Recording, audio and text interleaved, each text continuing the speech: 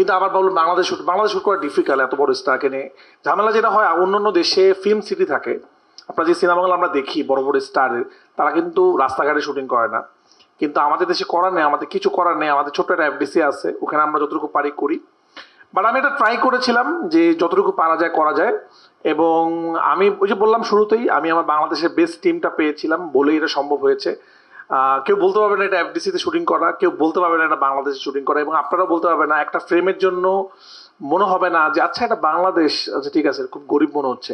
বাংলাদেশে এমন এমন জায়গায় আমরা শুট করছি দেখে মনে হবে যে এটা দেশের বাইরেই শুট করা। তো সবাইকে আমি সাকিব ভাইকে থ্যাংক ইউ দিতে চাই। উনি যখন আমরা বললাম আমরা বাংলাদেশে শ্যুটটা করতে চাই ম্যাক্সিমাম সিনেমা, তো উনি খালি বললো যে এটা রিস্ক হয়ে যায় কিন্তু আমি করব। তো সাকিব ভাইকে ধন্যবাদ, উনি যদি এগ্রি না করতো এটা হতো না।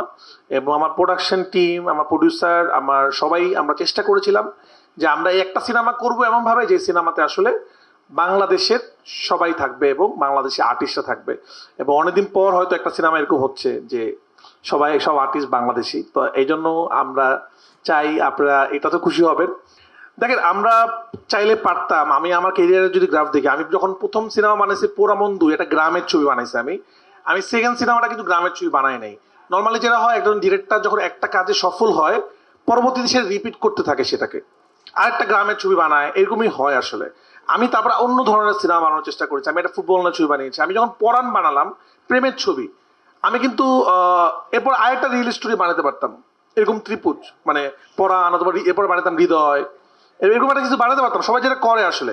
আমি এরপরে সুরঙ্গ বানালাম, অন্য ধরনের একটা ছবি। সুরঙ্গ বানানোর পর আমি একটা তুফান বানানোর চেষ্টা করলাম। আমি চেষ্টা করেছি যে প্রথম কাজের মতো অন্য কাজ না হয়।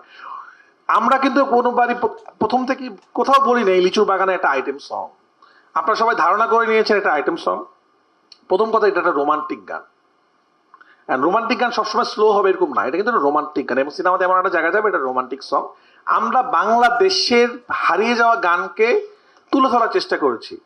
মানুষের কষ্ট কেন দুষ্টু কোকিলের মতো হলো না, কেন কিছু মানুষের, যদিও অবশ্যই সব রেকর্ড ছাড়িয়ে গেছে, বাট আমি তোকে বলবো যে আমরা আসলে বাংলাদেশের একটা হারিয়ে যাওয়া গান, যে গানটা হারিয়ে যাচ্ছিল সেই গানটা কমার্শিয়াল মাধ্যমে সেই গানটাকে তুলে ধরার চেষ্টা করেছি, বাংলাদেশে শ্যুট করেছি।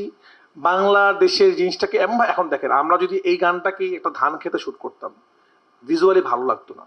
আমরা এটাকে সুন্দরভাবে শ্যুট করার চেষ্টা করেছি যেন এটা সব জায়গায়, আপনারা খেয়াল করে দেখবেন দেশের বাইরের প্রচুর রিভিউ হচ্ছে এই গান নিয়ে দেশের বাইরে থেকে, এবং অনেক মানুষ পছন্দ করছে। তো যাই হোক, অনেকের ধারণা, আমি এটা ক্লিয়ার করে দিলাম যে এটা আইটেম সং না, আমাদের সিনেমার আইটেম সং নাই। এটা আসলে একটা বাংলাদেশি সং, এটা 100% দেশি সং।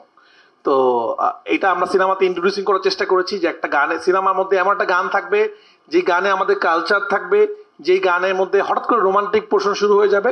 তো একটু নতুন, এই জন্য অনেকের কাছে একটু অন্যরকম লাগছে, বাট ভিউয়ারশিপ যেরকম দেখা যাচ্ছে রেকর্ড সব ভেঙে দিছে।